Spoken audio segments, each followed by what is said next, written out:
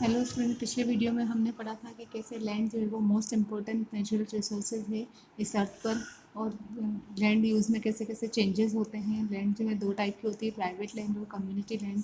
और लैंड के यूज़ कैसे चेंजेस हो रहे हैं लाइफ पिछले जब इंसान जब एग्जिस्टेंस में आया था तब से लगाकर अब तक डेवलपमेंट कितना हुआ है और लैंड के यूज़ कितने चेंजेस हुए हैं, कौन कौन से फैक्टर्स रेस्पॉन्सिबल हैं इसके लिए। इसके बाद अब हम पढ़ेंगे landslides. Landslides are the geographical phenomenon where large masses of rocks, debris, topsoil of the earth moves or slide down a slope। कि लैंडस्लाइड जो है वो एक भौगोलिक घटनाएं होती हैं जहाँ पर बड़े बड़े चट्टानों के टुकड़े, मासेज यानी कि टुकड़े, खंडहर, top soil of the earth की जो सबसे ऊपरी परत होती है वो मूव्स या फिर किसी एक स्लोप से, एक ढलान से ऐसे खिसक जाती है, उसको हम क्या कहते हैं, लैंडस्लाइड। दिस हैपन्स मेनली इन हिली और माउंटेनियस एरियाज। ये जो लैंडस्लाइड होती है वो मेनली या तो पहाड़ी इलाके में होती है या पर्वतीय या पहाड़ों वाले इलाकों में होती है। There are various factors which are responsible for landslides. अलग अलग बहुत सारे ऐसे फैक्टर्स हैं जो लैंडस्लाइड के लिए रिस्पॉन्सिबल है, जिम्मेदार हैं। दे आर, उनमें से कुछ यहाँ पर हैं, जैसे कि a long spell of rainfall can cause heavy landslides. कि जब बहुत बारिश, रेनफॉल जो है वो लगातार बहुत लंबे टाइम तक होती रहती है, उससे लैंडस्लाइड हो सकते हैं। इरोजन कॉज्ड बाय रिवर और ocean waves.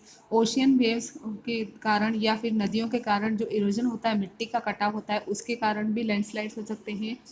Areas prone to earthquakes, flood and volcanic eruptions. कि वो एरिया जहाँ पर अर्थक्वेक ज़्यादा आते हैं, बाढ़ आती है या फिर वॉल्केनिक इरप्शंस होता है, वहाँ पर भी वो भी लैंडस्लाइड का रीज़न होते हैं। लूज और absence of vegetative growth and soil nutrients.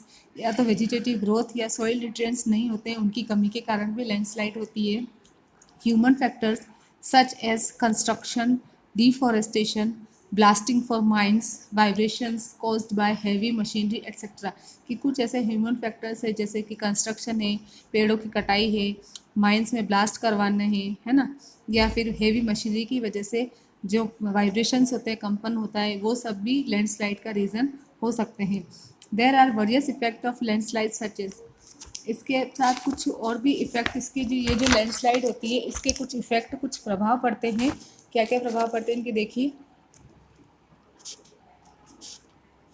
Damage to life and property on large scale. एक बहुत बड़े पैमाने पर लाइफ, जिंदगी ख़त्म हो जाना या फिर प्रॉपर्टी डिस्ट्रॉय हो जाना। Road and rail communication is disturbed and large areas are isolated. कि रोड कम्युनिकेशन है, रेल कम्युनिकेशन है, ये डिस्टर्ब हो जाते हैं और बहुत बड़ा जो एरिया है वो आइसोलेट हो जाता है, यानी उसका बाहरी कनेक्शन टूट जाता है। Power transmission and telecom system is disturbed. जो पावर ट्रांसमिशन होता है यानी कि इलेक्ट्रिसिटी वगैरह वो है, या फिर टेलीकॉम सिस्टम जो है, जो कम्युनिकेशन सिस्टम है, वो भी क्या हो जाता है, डिस्टर्ब हो जाता है, यानी कि टूट जाता है। अब हम देखेंगे कंजर्वेशन ऑफ लैंड। कैसे आप ज़मीन को, लैंड को कंजर्व कर सकते हो। The land availability is getting limited due to increasing population and over use of land. की बढ़ती हुई जनसंख्या और लैंड के ओवर यूज़ के कारण जो लैंड की अवेलेबिलिटी है वो क्या हो गई, लिमिटेड हो गई है, सीमित हो गई है। There is large scale destruction of forest, for example deforestation, which has led to desertification and erosion of soil। कि बहुत बड़े पैमाने पर जब फॉरेस्ट का डिस्ट्रक्शन है, जैसे कि डिफॉरेस्टेशन, पेड़ों की कटाई की वजह से क्या होता है, एक तो सॉइल का इरोजन होता है, यानी मिट्टी बह बह के चली जाती है, और डेजर्टिफिकेशन हो जाता है, वहाँ पर क्या हो जाता है, रेगिस्तान बन जाता है। It is important that land should be conserved and the various ways by which it can be done are। कि ये बहुत ही इम्पोर्टेंट है कि लैंड को हम बचा के रखें, और इसके लिए कुछ तरीके हैं जो कि इस प्रकार से हैं। फर्स्ट है प्लांटिंग मोर ट्रीज, अफॉरेस्टेशन। ज़्यादा से ज़्यादा जितना हो सके उतने हम पेड़ लगाएं। Over grazing should be controlled which can be done by creating more pasture land. कि जो जानवर जो एक ही जगह पर बार बार चरने जाते हैं उसे हम ओवर ग्रेजिंग कहते हैं। तो ये जो ओवर ग्रेजिंग है उसको हम कंट्रोल करें ताकि, और हम ज़्यादा से ज़्यादा पास्चर लैंड यानी कि चरागाह बनाएं। Thorny bushes should be grown so that sand dunes can be stabilize. जो थॉर्नी बुशेज होती हैं, झाड़ियाँ होती है, कंटीली झाड़ियाँ, उनको उगाएं ताकि सैंड ड्यून जो है वो स्टेबल हो जाए। Use of pesticides and chemical fertilizers should be minimize. जितना हो सके उतना पेस्टिसाइड का और केमिकल फर्टिलाइज का यूज़ हम कम से कम करें। Modern technological methods should be used in mining activities to minimize land degradation। कि ज़मीन के लैंड के डिग्रेडेशन को कम से कम करें, इसके लिए हमें जो माइनिंग एक्टिविटीज़ है उनमें आज के जो नए जो आधुनिक टेक्नोलॉजिकल मेथड है उनका यूज़ करना चाहिए। इस तरीके से इन सारे जो वेज है उनका हम यूज़ करके लैंड को कंजर्व कर सकते हैं और जितना हो सके ज़्यादा से ज़्यादा पेड़ लगाने की कोशिश करें, जितना हो सके पेड़ आप लगाएं। अब आपका आता है नेक्स्ट जो है टॉपिक, वो है आपका soil. Soil is a very important natural resources on the earth surface which is important for all the living organism। Soil जो है वो भी एक important प्राकृतिक रिसोर्स है इस अर्थ पर, जो कि सभी लिविंग ऑर्गेनिज्म के लिए, सभी जीवों के लिए बहुत ही ज़रूरी है। The thin topmost layer of the earth surface made up of weathered rock particles, decayed matter of plant and animals is soil। कि जो पतली सी जो ऊपरी परत होती है अर्थ के सरफेस भी की, जो रॉक के पार्टिकल्स से और जो प्लांट और एनिमल्स जो होते हैं उनसे उनका जो डिकेड मैटर है यानी उनके जो बचे हुए जो अवशेष होते हैं उसको क्या कहते हैं हम, soil. It takes thousand of years for soil to be form. और इस सॉइल को बनने में हज़ारों साल लग जाते हैं। It is a slow process. ये सॉइल के फॉर्मेशन का जो प्रोसेस होता है वो बहुत ही स्लो प्रोसेस होता है। Therefore, soil is a complex mixture of living and non-living materials, and the right mix of minerals and organic matters makes the soil fertile। तो इसलिए सॉइल जो है वो एक कॉम्प्लेक्स मिक्सचर है लिविंग और नॉन लिविंग मटेरियल्स का, और एक राइट मिक्स है इसमें मिनरल और ऑर्गेनिक मैटर्स जो है जो सॉइल को फर्टाइल यानी कि उपजाऊ बनाते हैं। Factors of formation of soil, कि सॉइल के फॉर्मेशन के फैक्टर्स आप देखेंगे। There are various factors leading to the formation of soil. The various factors which led to soil formation are topography, time taken for composition of soil formation, role of organic material, and these differ from place to place. कि ये जो अलग अलग जो factor हैं soil formation के, ये वो फैक्टर है जिनकी वजह से सॉइल फॉर्मेशन होता है और कितना टाइम इसमें लगता है, कंपोजिशन उसमें ऑर्गेनिक मटेरियल का क्या क्या रोल होता है, और प्लेस से कैसे अलग होते हैं। इस पिक्चर में आप देखो, जैसे ये है आपकी फैक्टर्स जो है सॉइल फॉर्मेशन को इफेक्ट करते हैं। वो एक पेरेंट रॉक, ये क्या करती है, it determine the texture, colour, minerals, chemical components, permeability. ये जो है वो ये बताती है कि उसका टेक्सचर कैसा है, कलर कैसा है, मिनरल्स, केमिकल्स, वो सब। उसके बाद climate, temperature, rainfall that affect rate of weathering and humus formation. कि जो टेम्परेचर होता है या रेनफॉल होती है वो वेदरिंग के और ह्यूमस फॉर्मेशन की जो रेट होती है उसको अफेक्ट करते हैं। जितनी ज़्यादा रेनफॉल होगी, टेम्परेचर जितना ज़्यादा होगा, उससे क्या होगा, उसमें क्रैक ज़्यादा आएंगे और फिर वो ज़्यादा वेदरिंग होगी रॉक की। टाइम, ये क्या बताता है, determine the thickness of soil profile. Soil profile की जो थिकनेस होती है वो बताता है time. Flora and fauna and micro organism, ये क्या बताते हैं, रेट ऑफ ह्यूमस फॉर्मेशन की किस फॉर्मेशन रेट पर ह्यूमस बन रहा है। Relief, slope and altitude determine soil accumulation, की हाइट वगैरह जो है वो सब बताते हैं कि सॉइल में क्या क्या आता है। अब हम यहाँ देखेंगे layers of soil. The different layers of soil are, soil की जो अलग अलग लेयर्स है वो है। अच्छा, अब आप देखना कि it takes more than 500 years for 2 centimetre of soil to be form. 2 centimetre soil यानी कि इतनी सी सॉइल बनाने के लिए कितने साल लग जाते हैं, 500 साल, है ना। There are more than 10,000 types of soil in the world. इस पूरे वर्ल्ड में 10,000 से भी ज़्यादा टाइप की सॉइल्स हैं। सॉइल्स में 45% मिनरल होता है, 25% वाटर होता है, 25% एयर होती है एंड 5% ऑर्गेनिक मैटर होता है। Now we study layers of soil. अब हम देखेंगे कि सॉइल की लेयर्स क्या होती है। The different layers of soil are, soil की जो अलग अलग लेयर्स है वो है, नंबर 1 है टॉप सॉइल, है ना। नंबर फर्स्ट क्या है, top soil, the upper most layer which is rich in humus which makes the soil fertile and provides nutrients to the plants. This layer can retain more water। जो सबसे ऊपर वाली जो परत होती है जिसमें बहुत ज़्यादा ह्यूमस होता है, जो सॉइल को उपजाऊ बनाता है और प्लांट्स को न्यूट्रिएंट्स देता है, ये टॉप सॉइल होती है। ये जो लेयर होती है इसमें ज़्यादा वाटर रहता है। सेकंड नंबर पे आती है आपकी सब soil. Subsoil, this layer is more hard and compact and has lesser amount of humus. ये जो लेयर है ये बहुत ज़्यादा हार्ड होती है और इसमें ह्यूमस जो है वो टॉप सॉइल से थोड़ा कम होता है। It contains more of sand, silt and clay. इसमें ज़्यादातर सैंड, सिल्ट और क्ले रहती है। थर्ड नंबर पर आती है वेदर्ड रॉक। वेदर्ड रॉक में क्या होता है? It contains small pieces of rocks. इसमें क्या होता है? रॉक्स के छोटे छोटे टुकड़े होते हैं।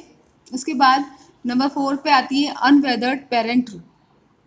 नंबर 4 पे क्या आती है? Unweathered parent rock. Below the weathered rock there is a layer of hard rock called the bed rock. नदी का जो लास्ट वाला जो पॉइंट होता है वो बेड रॉक होता है, वो अनवेदर्ड पेरेंट रॉक की होती है। तो वेदर्ड रॉक के जस्ट नीचे एक लेयर होती है हार्ड रॉक की जिसको बेड रॉक कहा जाता है, वही अनवेदर्ड पेरेंट रॉक होती है। अब आपके आता है टाइप्स ऑफ सॉइल कि सॉइल की लेयर्स हमने देखा, टॉप सॉइल, सब सॉइल, वेदर्ड रॉक और unweathered rock. Types of soil में आपके आता है एलुवियल सॉइल। ये फर्टाइल सॉइल होती है जो made up of clay, sand and silt. ये एलुवियल सॉइल होती है, फर्टाइल उपजाऊ सॉइल होती है जो क्ले से, सैंड से और सिल्ट से मिलकर बनती है ना। नंबर 2 है ब्लैक सॉइल। ये कलर में ब्लैक होती है, वेट यानी गीली होती है, स्टिकी यानी चिपचिपी होती है और उसमें ज़्यादा मॉइस्चर रहता है, but cracks when it become dry. लेकिन जब ये सूख जाती है तब इसमें क्रैक्स आ जाते हैं यानी कि दरारें आ जाती है। फिर आती है नंबर 3 पर आपके red soil. It has high iron content. इसका कलर रेड ही इसी वजह से होता है क्योंकि इसमें आयरन होता है, इसीलिए इसका नाम भी रेड सॉइल पड़ा है। फिर आती है लेटराइट सॉइल। लेटराइट सॉइल में क्या था? It is porous brown soil and is less fertile. ये ज़्यादा फर्टाइल नहीं होती है लेकिन ये पोरस और ब्राउन कलर की होती है, यानी होल वाली ऐसा कहते हैं ना उसमें, और ब्राउन कलर की सॉइल होती है। Desert soil, it is loose porous coarse sandy soil. ये सैंड रेत की जैसी होती है, रेतीली सॉइल होती है। Mountain soil, it is brown soil with good texture. इसका टेक्सचर बहुत ही अच्छा होता है, इसमें बहुत सारा ह्यूमस होता है, ये बहुत ही फर्टाइल होती है और कलर में ये ब्राउन होती है। ठीक है। एलुवियल सॉइल फर्टाइल होती है, क्ले, सैंड और सिल्ट से बनती है। ब्लैक सॉइल कलर में ब्लैक होती है, गीली होती है, चिपचिपी होती है, ज़्यादा मॉइस्चर इसमें रहता है, लेकिन जब सूख जाती है तब उसमें क्रैक्स आ जाते हैं। रेड में बहुत सारा आयरन होता है इसीलिए इसको रेड सॉइल भी कहा जाता है, कलर में रेड होती है। लेटराइट पोरस ब्राउन कलर की सॉइल होती है और कम फर्टाइल होती है। डेजर्ट जो सैंडी सॉइल होती है वो माउंटेन सॉइल कलर में ब्राउन होती है, टेक्सचर बहुत ही अच्छा होता है और ये बहुत ही फर्टाइल भी होती है। Now degradation of soil and method of conservation.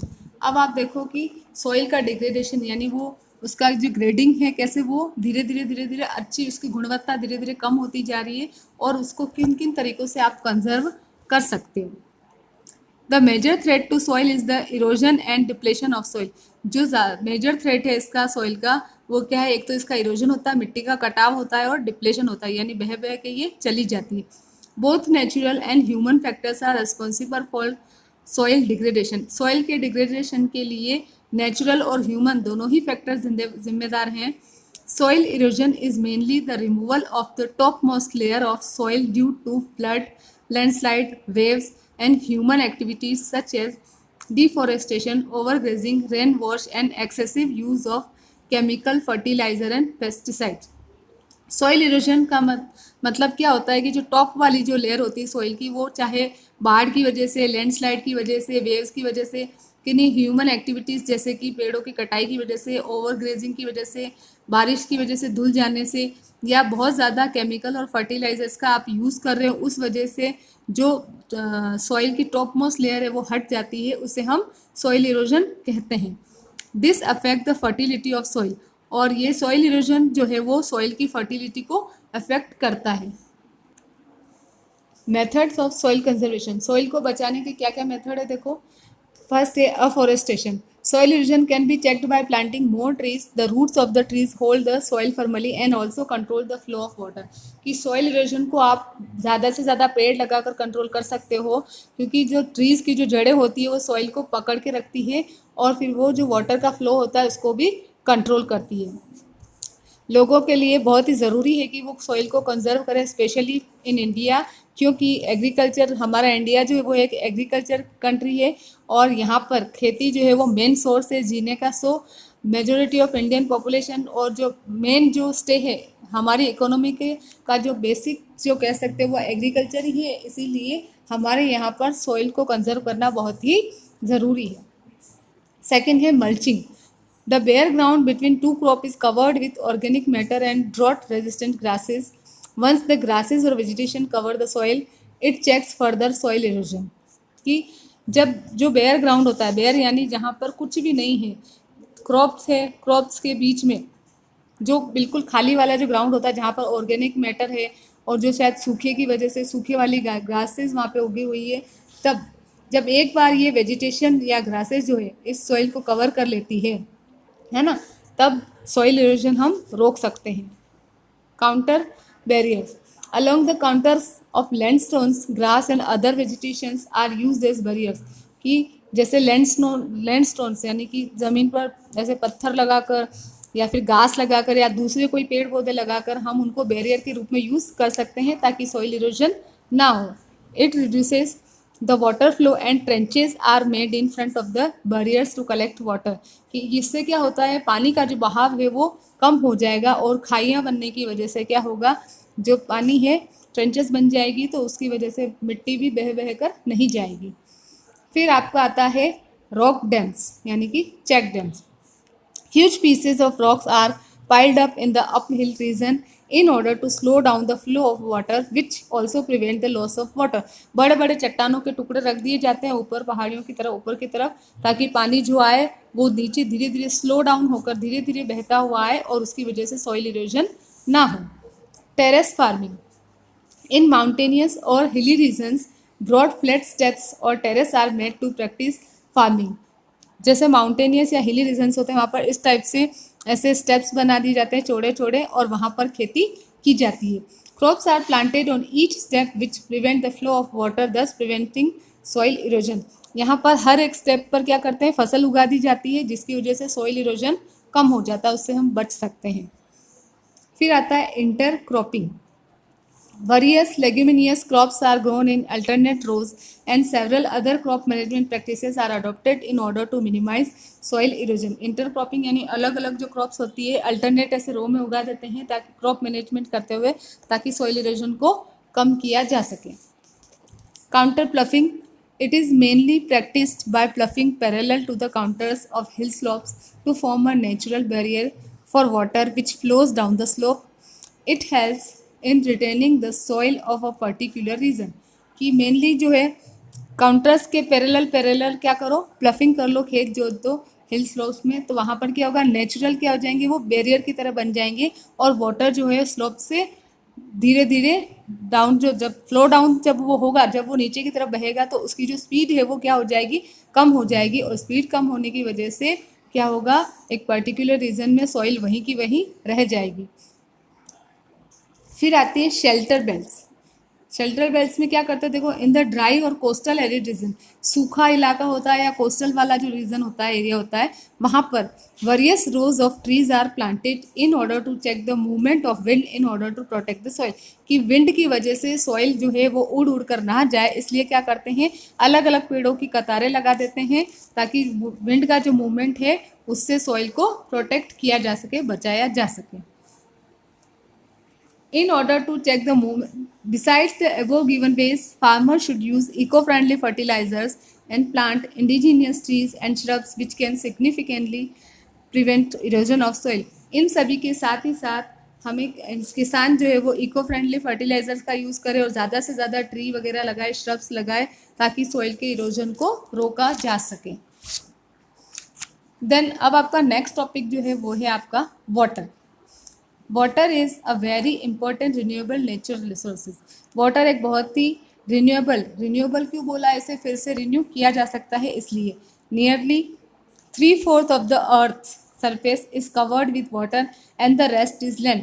कि हम ये देखें तो हमारी अर्थ का 3/4 पार्ट जो है वो वाटर से ही कवर है और बाकी का जो बचा हुआ 1/4 पार्ट है वो लैंड है। Therefore earth is known as watery planet, और इसीलिए हमारी ये जो अर्थ है इसको हम वाटरी प्लैनेट या ब्लू प्लैनेट भी कहते हैं। It is believed that life began in oceans about 3.5 billion years ago. ये माना जाता है कि ओशियंस में, समुद्र में जो लाइफ स्टार्ट हुई थी वो लगभग 3.5 बिलियन सालों पहले स्टार्ट हुई थी। Today oceans cover nearly 2/3 of the earth surface and provide a rich variety of plant and animal life. आज ओशियन जो है हमारी अर्थ के सरफेस का 2/3 पार्ट कवर करते हैं और बहुत सारे प्लांट्स और एनिमल्स को लाइफ भी प्रोवाइड करते हैं। Water is also use by human beings for their daily needs. Water जो है इंसानों की डेली की ज़रूरतों के लिए, खेती करने के लिए, एग्रीकल्चर के लिए, इंडस्ट्रीज़ में और इलेक्ट्रिसिटी जनरेट करने के लिए भी यूज़ में आता है। Without water food chain is not possible and it will disturb the ecosystem. बिना पानी के फूड चेन पॉसिबल नहीं है और उसकी वजह से हमारा जो इकोसिस्टम है ये डिस्टर्ब हो जाएगा।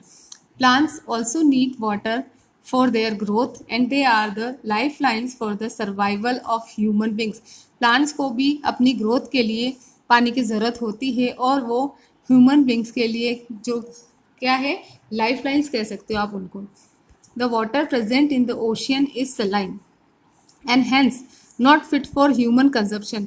कि जो ओशियन में, समुद्र में जो पानी है वो सलाइन मीन्स खारा है और इसीलिए वो हमारे ह्यूमन कंजप्शन के लिए, हमारे यूज़ के लिए सही नहीं है।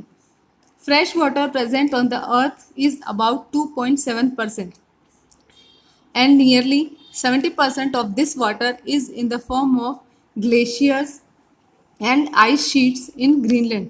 कि हम देखें तो फ्रेश वाटर जो है वो हमारी इस अर्थ पर लगभग 2.7% ही है और उस 2.7% का भी 70% जो है वो ग्लेशियर और आइस की फॉर्म में है, जो कि ग्रीनलैंड में, अंटार्कटिका में और माउंटेनियस रीजन्स में है, which is inaccessible due to the its location. जो कि बिल्कुल इनएक्सेसिबल है, यानी हमारी पहुंच उस तक नहीं है। Only 1% of fresh water is available for human consumptions in the form of groundwater, surface water and water vapor in the atmosphere. कि हमारे जो फ्रेश वाटर है उसका सिर्फ 1% जो है वो हमारे यूज़ के लिए ग्राउंड वाटर के रूप में, सरफेस वाटर के रूप में और एटमॉस्फेयर में वाटर वेपर के रूप में मौजूद है। Water on the earth's surface cannot be added or subtracted. Its quantity remains the same and the water on the earth's surface is in continuous movement from earth to the air and back to the earth. कि अर्थ पे जो water है ना तो उसमें आप और जोड़ सकते हो, ना ही उसमें से आप कम कर सकते हो। इसकी जो क्वांटिटी है वो हमेशा सेम ही रहती है, वही की वही ही रहती है और अर्थ की सरफेस पर जो वाटर है उसका कंटिन्यूस मूवमेंट होता है अर्थ से एयर में जाने का और एयर से वापस अर्थ में आने का, जिसको हम क्या कहते हैं, वाटर साइकिल। किस रूप में ये मूवमेंट होता है, वाटर साइकिल के रूप में होता है। The free movements responsible for this continuous process are, और इसके लिए जो मूवमेंट्स हैं इस कंटिन्यूस प्रोसेस के लिए वो है evaporation, condensation, precipitation and run off. This entire process is known as water cycle. ये जो पूरा प्रोसेस होता है, evaporation, condensation, precipitation and run off, ये पूरा प्रोसेस जो है वो वाटर साइकिल के नाम से जाना जाता है। Water used by human beings is not only used for drinking and washing but various other purposes such as agriculture, industries, generating hydroelectricity through reservoir of dams। कि ये जो ह्यूमन बींग्स जो यूज़ कर रहे हैं वाटर को, वो सिर्फ ड्रिंकिंग के लिए ही या वॉशिंग के लिए ही यूज़ नहीं होता, बल्कि और भी बहुत सारे पर्पस होते हैं, उद्देश्य होते हैं, जैसे कि खेती करना, इंडस्ट्रीज़ के लिए, इलेक्ट्रिसिटी बनाने के लिए पानी से, है ना, डैम्स के थ्रू जो पानी से इलेक्ट्रिसिटी बनाते हैं, उन सब के लिए भी इस वाटर का यूज़ होता है। As the population is increasing the demand for food, cash crops, timber etcetera is also rising. जैसे जैसे पॉपुलेशन बढ़ रही है वैसे वैसे खाने के लिए डिमांड, कैश क्रॉप्स की डिमांड, टिम्बर की डिमांड वो भी बढ़ती जा रही है। Urbanization and improving the living standards are the important factors leading to shortage in supply of fresh water either due to drying up of water sources or pollution of water। कि urbanisation यानी नगरीकरण की वजह से या लोगों की जो lifestyle है, लिविंग स्टैंडर्ड है, वो इम्प्रूव हो रहा है, तो ये कुछ इम्पोर्टेंट फैक्टर्स हैं जिनकी वजह से जो फ्रेश वाटर की जो सप्लाई है उसकी शॉर्टेज हो रही है, और फिर जो वाटर रिसोर्सेज है वो भी सूखते जा रहे हैं या फिर वाटर पॉल्यूशन हो रहा है।